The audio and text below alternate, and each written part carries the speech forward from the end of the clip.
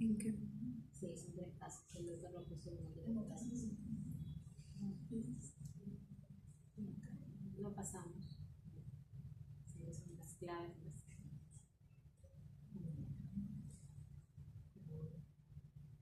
Dorsada de Pons.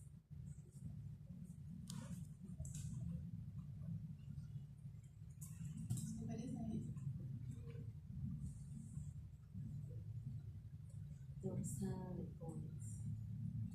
No hay onda. Onda P no hay. Porque acá no hay derivación 1, derivación 2, derivación 3, no hay. Complejos QRS desorganizados ya no.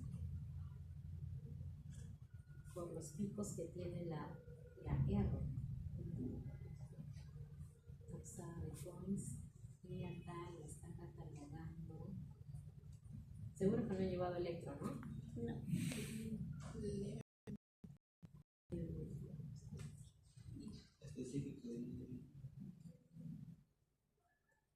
Cardio, desde la residencia. Vamos a ver. Identifiquemos en esto. Primero, lo más importante es que identifiquen la regla, si no, no van a poder hacer el avance. Ya. En el primer caso, estábamos entre una taquicardia supraventricular o una fibrilación auricular. ¿Ya? ¿Cuáles eran las características de la taquicardia supraventricular? Que había onda P presente y los RR sí eran regulares y el QRS era estrecho. ¿Ya? Entonces vamos a ayudarlos con ello porque si no les va a costar más. Onda P. ¿Lo vieron? Onda P. ¿Lo vieron o no lo vieron? En derivación 2. Ahí está. Ahí está. Muy bien. Entonces, si hay en este caso onda P, sí, onda P, es un ritmo sinusal. Eso quiere decir que mis RR van a ser regulares. Un cuadrado, un cuadrado, un cuadrado, un cuadrado. Entonces tengo regularidad en lo que son mis RR también. ¿Qué ocurre con mis complejos QRS? Me hacían referencia a que eran estrechos. Sí están estrechos porque están plegados, ¿entendido? Y lo vemos más donde en el B3, en el B2, de igual manera, en el derivación 2. Entonces, estamos ante una taquicardia y las alternativas que nos daban a nosotros era, si era en este caso una taquicardia supraventricular o si es que era una fibrilación auricular. ¿Qué habíamos dicho de la fibrilación auricular? ¿Cuál era su característica? No onda P, ritmo irregular y ondas de serrucho pregal. ¿Cumple esos criterios? No, no cumple esos criterios. Entonces, de las dos claves, ¿con cuál me quedo? Taquicardia supraventricular. Ya, ahí les di un I. De mi taquicardia supraventricular, ¿cuál es mi manejo farmacológico? Habíamos visto que era amiodarona, verapamil, ¿ya? Pero este caso es una gestante. ¿Qué habíamos visto según nuestra tabla de clasificación en gestantes? Entonces, propranolol.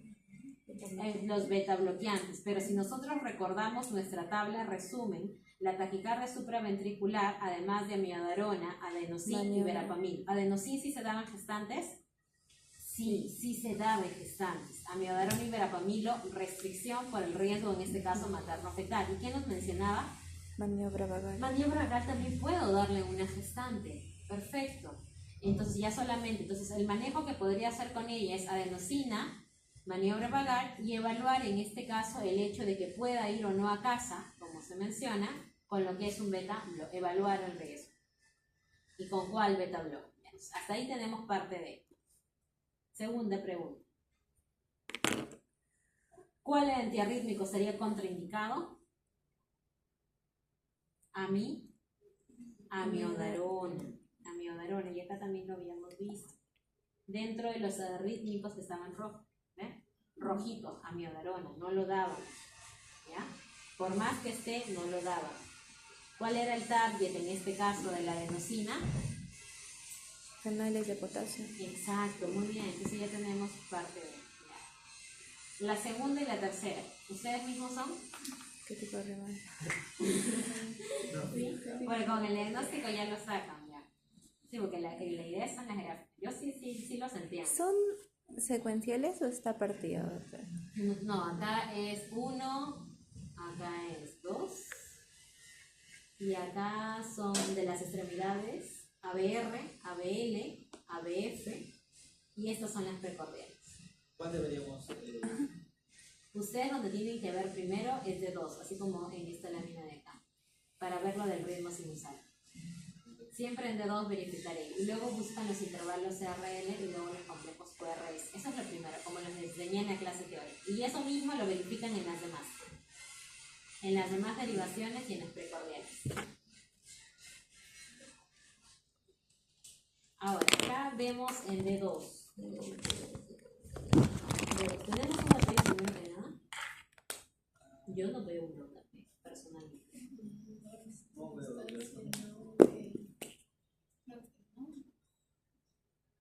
¿Ven onda P? No hay. No. No hay onda P. Intervalos CRR, ¿cómo están? Irregulares, exacto. Están intervalos CRR irregulares. No hay presencia en este caso de onda P. Podríamos catalogarlo. El de acá me parecen ondas tipo serrucho. Esta de acá, de la de ABE. Igual forma este ABF. Doctor, ¿está indicando con su cursor? ¿Ah? No veo el cursor. Ah, sí, con el cursor, solo que no lo figure. Acá y acá. Okay. Para mí en estas dos sí tienen la formación de ondas serrucho. La fibrilación y el flúter se parecían. La diferencia entre ambas era la magnitud de los mismos.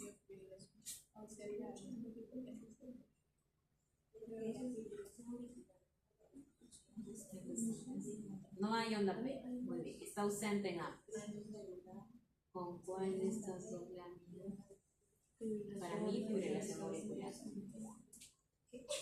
Fibrilación auricular. No hay onda P, ritmos irregulares, son ondas radianas. Y la diferencia con el flúter era que el flúter auricular sí tenía un ritmo regular. Esta no tiene un ritmo regular, tiene un ritmo irregular. Y además, si no me equivoco, acá te menciona frecuencia cardíaca irregular y también te me pone no hay trombos, electrolitos, no hay síncope, frecuencia ventricular irregular, nuevamente te reporta ello. Entonces, yo lo categorizaría como una fibrilación auricular. En una fibrilación auricular, ahí sí era lo contrario. Sí entraba. Cardioversia primero, creo que era. No, la cardioversión era como que nuestra segunda opción. Amiodarona. Amiodarona, ¿qué más? Verapamilo, exacto, acá estamos, estudiantes, lo que hemos visto esta tabla. Muy bien, verapamilo, adenosina y nuestra segunda parte, cardioversión eléctrica. Perfecto. Y el último. En el último caso, en el tercer caso, solo tienen que catalogar impresión diagnóstica y manejo farmacológico.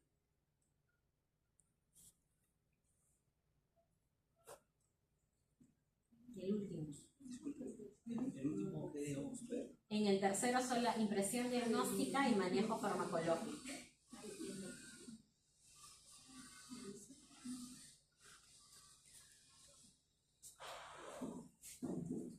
Aquí alguien nos ha querido ayudar, colocando con verde P, QRS.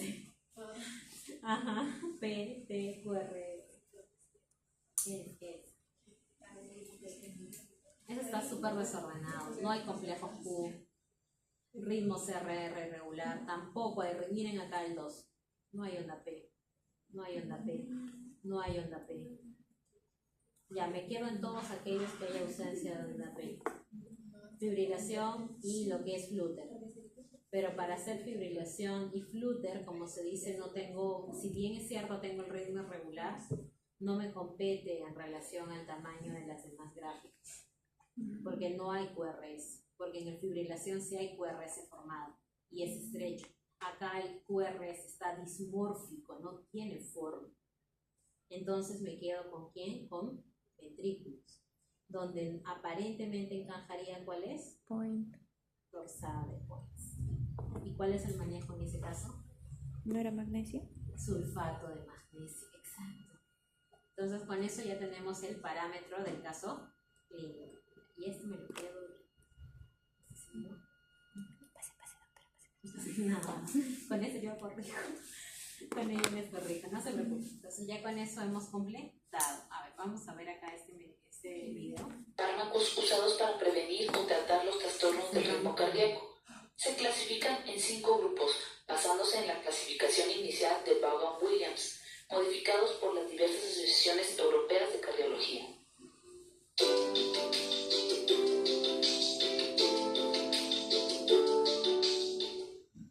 El grupo 1 está conformado por los fármacos que dentro de su mecanismo de acción principal está el bloqueo de los canales de sodio, por lo que tenemos que hablar primero de los canales de sodio localizados en la membrana de las células cardíacas. Los canales rápidos de sodio presentan configuración abierta activa que permite la entrada rápida de sodio a la célula, iniciando así la fase 0 de despolarización, una vez alcanzado el umbral de potencial de acción, que veremos como una fase 0 vertical y de corta duración, lo que inicia la contracción y la prolongación del impulso, es decir, la excitabilidad. Estos canales son tiempo dependientes, por lo que se inactivan rápidamente, pasando a una configuración abierta pero inactiva. Al inicio de la repolarización, los canales de sodio que se encuentran abiertos e inactivos se cierran y permanecen inactivos. Al acercarse el inicio de la próxima despolarización, se activan pero permanecen cerrados, listos para abrirse cuando se alcance el umbral de iniciar nueva despolarización. El grupo 1 se subclasifica dependiendo del tiempo de recuperación de los canales de sodio bloqueados. Esto significa el tiempo en que los canales de sodio vuelven a estar disponibles para permitir la entrada de sodio. Comenzamos con el grupo 1A, que es de recuperación intermedia, entre 1 a 10 segundos. Entre estos fármacos se encuentran la quinidina, procainamida y disopiramida. Estos fármacos bloquean los canales de sodio en el estado abierto activo, es decir, durante la fase 0 de la despolarización, disminuyendo la entrada abrupta de sodio a la célula, alargando la fase 0 y por lo tanto alargando la totalidad del potencial de acción y con este el periodo refractario efectivo. En las células marcapaso, recordemos que el potencial de acción inicia en la fase 4 con entrada de sodio, una fase 0 con entrada de calcio y una fase 3 con salida de potasio. Aquí se disminuye la fase 4, alargando también el potencial de acción de estas células y por lo tanto disminuyendo el automatismo. Fármacos del grupo 1B, de recuperación rápida, menor a 1 segundo. Aquí se encuentran la lidocaína, la fenitoína y la megiletina. Estos fármacos bloquean los canales de sodio en el estado inactivo, alargando el bloqueo durante la repolarización, diástole, evitando que se repolarice por mecanismo de reentrada. Acortan el potencial de acción, impidiendo la entrada de sodio por los canales dentos durante la fase 2, efecto que corta el periodo refractario efectivo. Tiene efectos predilectos por las fibras ventriculares, por lo que no afecta a las células marcapaso. Finalmente tenemos los fármacos del grupo 1C, que son de recuperación lenta mayor a 10 segundos, compuestos por la flecainida, propafenona y ecainida. Estos fármacos bloquean los canales de sodio en todas sus configuraciones, disminuyen la velocidad de entrada de sodio prolongando la fase 0 del potencial de acción, acortando la fase 2, ya que impide la entrada de sodio lento durante esa fase, por lo que no alarga ni acorta el potencial de acción. En las células marcapaso, disminuye la fase 4 del potencial de acción, disminuyendo de esta forma el automatismo y la excitabilidad. Por último, les quiero enseñar las 3 gráficas del potencial de acción como comparativa. Resumiendo entonces que los fármacos del grupo 1A alargarán el potencial de acción, los del grupo 1B lo acortarán y los del grupo 1C no tendrán cambios en la duración del potencial de acción. Esto es todo.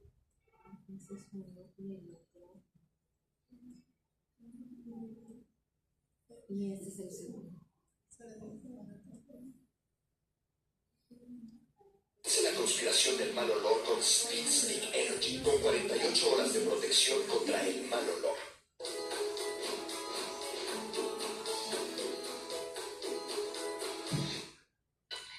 En este video vamos a continuar con la clasificación de los fármacos antiarrítmicos.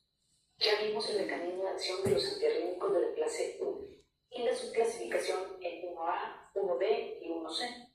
Ahora veremos los antiarrítmicos del grupo 2, 3 y 4.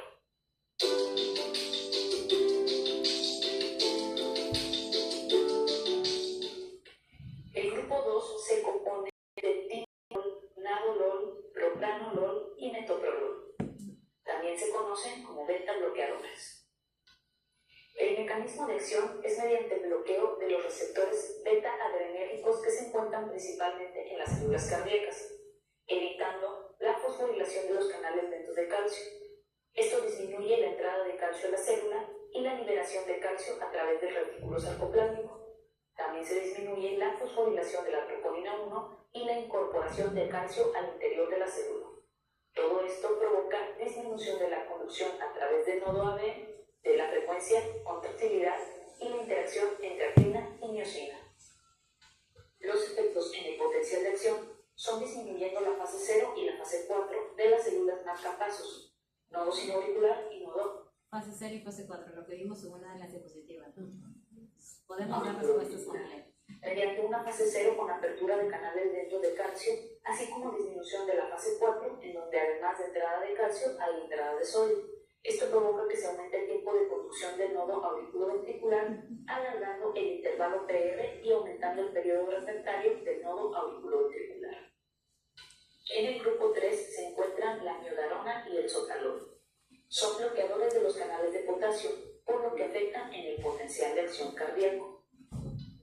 Durante la fase 3 del potencial de acción, se activan los canales de potasio, iniciando la fase de repolarización y cerrando los canales de calcio. Los antiarrítmicos de clase 3 bloquean principalmente los canales lentos de potasio, por lo que alargan la fase 2 del potencial de acción. Otro efecto de estos fármacos es retardando la corriente de entrada de sodio durante la fase 0 del potencial de acción, disminuyendo esta fase, alargando así el periodo refractario absoluto, alargando el potencial de acción y prolongando el URS. Al prolongar el periodo refractario efectivo, se evita el mecanismo de reentrada. Finalmente, en el grupo 4 tenemos dos calcioantagonistas, no dihidropiridinos, como verapamil y ditiacel. Estos actúan bloqueando los canales de calcio en el potencial de acción ventricular, disminuyendo la fase 2 y acortando la meseta. Sus principales efectos se ven en el tejido nodal, disminuyendo la velocidad de conducción del nodo auriculoventricular, alargando el intervalo PR. El bloqueo del nodo auriculoventricular ocurre como resultado de la disminución de la conducción, así como la prolongación del periodo refractario, por lo que es útil en el tratamiento de la taquiarritmia por entrada que involucra el nodo auriculoventricular. A manera de resumen, tenemos que los antiarrítmicos clase 2 bloquean de manera indirecta los canales de calcio, evitando la fosforilación de estos, disminuyendo así la entrada de calcio. Los de clase 3 bloquean los canales de potasio y los de clase 4 bloquean directamente los canales de calcio. Por esta razón, los efectos farmacológicos y sobre todo los efectos adversos son muy similares en los antiarrítmicos de clase 2 y 4 y no es recomendable su uso en conjunto. Esto es todo por hoy. Si te gustó el... ¿Quiénes afectaron de manera indirecta los canales de calcio? Los tipos. Por eso es que en la gráfica también que nosotros vimos acá en clase, resumen, que fue esta.